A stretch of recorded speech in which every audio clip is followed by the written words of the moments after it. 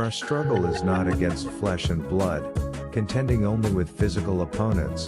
but against the rulers, against the powers, against the world forces of this present darkness, against the spiritual forces of wickedness in the heavenly supernatural places.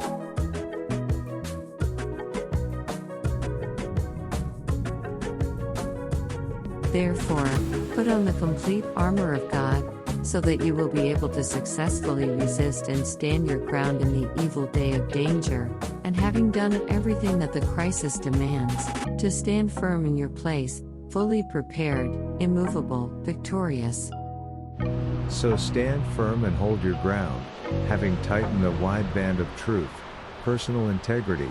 moral courage, around your waist, and having put on the breastplate of righteousness, an upright heart, and having strapped on your feet the gospel of peace, in preparation to face the enemy with firm-footed stability and the readiness produced by the good news.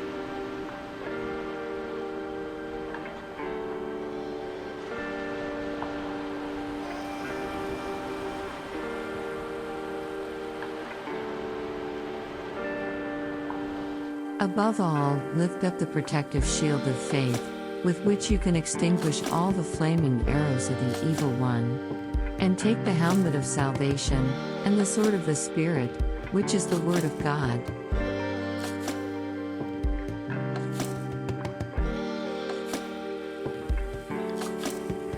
With all prayer and petition,